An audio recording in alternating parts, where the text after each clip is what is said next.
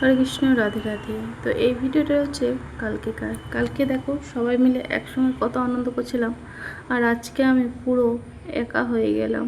কি করব বলো, এটাই জীবন, এই দিন আমার জীবনটা একটু কষ্টকর, একটু কঠিনতমই বটে, কিন্তু সবাই ভাবে যে আমি অনেক ভালো থাকি, অনেক ভালো আছি। তো যাই হোক, সবার মতো সবাইকে ভাবতে দাও, সেটুকুনো চাই আসে না। তো এই যে দেখো, আমার মা পুরো রেডি, আমিও রেডি, আমার মায়া মানুষটাও রেডি হয়ে গেছে। তো আমরা যাবো আজকে এক চক্রাতে মেলা দেখতে। রথের মেলাটা সেদিন দেখা হয়নি, তো ভাবলাম যে আজকে মাকে নিয়ে একটু দেখে আসি। আর আমার মারা আজকে চলে গেল, আজকে সোমবার, তো আজকে থাকলে ভালোই হতো একটু, তবু তো কিছু করার নাই, যেতে হবে, না গেলে যে চলবে না, ওই জন্যেই চলে গেল। আর এই যে দেখো, তারপরে মা মেয়ে সবাই মিলে বাসে উঠে পড়লাম, সিটে পেয়ে গিয়েছি। কালকে অনেকটাই আনন্দ করেছিলাম, কিন্তু আজকে চোখের জলে ধরে না। কি আর করা যাবে বলো, করার তো আর কিছু নেই। তো বাবা আমাদের সঙ্গে যায়নি, আমরা তিনজনে গিয়েছিলাম। বাবার শরীরটা ভালো নাই, শরীরটা খারাপ। বাবা যদিও থাকতো, কিন্তু একটা কারণের জন্য থাকতে পারলো না, আমাকে মায়া মানুষটাকে নিয়ে স্কুলে যেতে হয়, টিউশনিতে যেতে হয়, ওই জন্যই থাকলো না। তারপরে যে দেখো, তোমাদেরকে দেখিয়ে দিলাম ঝোপঝাড় জঙ্গল দেখে আমার মেয়ের ব্লাউজ সেলাই করতে দিয়েছি, সেখানে যাব ব্লাউজ আনতে। আর এদিকে যাব রথের মেলাটা দেখতে, অনেক বড় মেলা বসেছে। সেদিন মেলাটা ঠিকমতো ভালোভাবে ঘুরে দেখতে পাইনি। আর আমার মেয়ে একটা ফুল কুড়িয়ে আমাকে দিচ্ছে, বলছি মা তোমাকে আমি প্রপোজ করছি, কেমন লাগলো বলো। আমার খুব খুব ভালোই লাগলো। তারপরে এই যে তোমাদেরকে দেখে দিন একটা পচাটোবা, চারিদিকে পচে গিয়েছে পুকুরটা। তারপরে এই যে দেখো, আমরা চলে এলাম মেলার মধ্যে। তো আমাদের ভাগ্যটাই খারাপ, এসে দেখি মেলা সমস্ত বন্ধ, 5টা বেজে গিয়েছে, তাও কিন্তু মেলা খোলেনি, মেলা বন্ধ। এখানে রথের দিন খুলেছিল হয়তো, আবার উল্টো রথে খুলবে, এরকম ব্যাপার। তারপরে দেখে চলে এলাম মদনমোহন মন্দির, তোমাদেরকে মদনমোহন মন্দিরটাও দেখে নিলাম। মা হাতে জল নেবো করে কলটা একটু ছাড়তে গেল, কলে জল নেই, ভিতর থেকে অফ করা আছে হয়তো। তারপরে এই যে দেখো, তোমাদেরকে আমি দেখিয়ে দিচ্ছি মদনমোহন মন্দিরটা, একটু দর্শন করে দিলাম।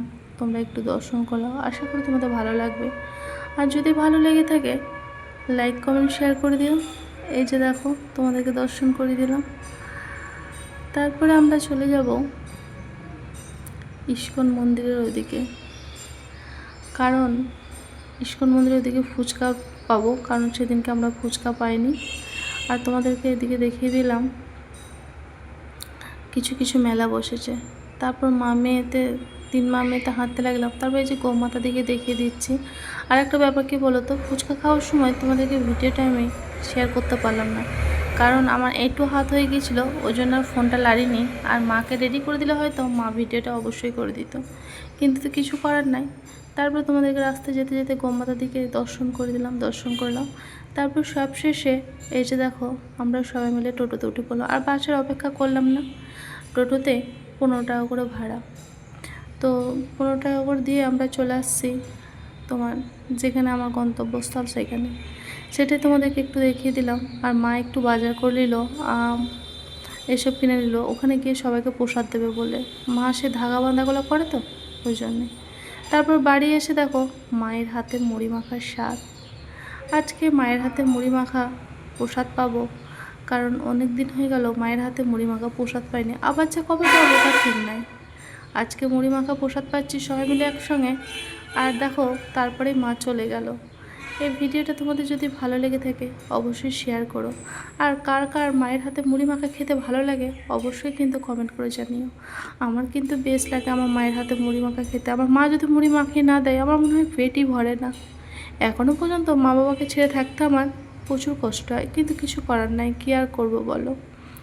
তাই এই যে মা মুড়ি মাখিয়ে দিল, চাউমিন রেডি করে দিয়েছে, আর আমরা এখন সবাই মুড়ি প্রসাদ পাবো। বাবা তো আমার পাশেই বসে আছে দেখলে। তো চলো, আজকের মতো ভিডিওটা আমি এখানেই শেষ করি। আর ছাদের মধ্যে ছিলাম চার্জার লাইট নিয়ে। তো চলো, আজকের মতো ভিডিওটা এখানেই শেষ করলাম। হরে কৃষ্ণ, রাধে রাধে, হরি বল, টাটা।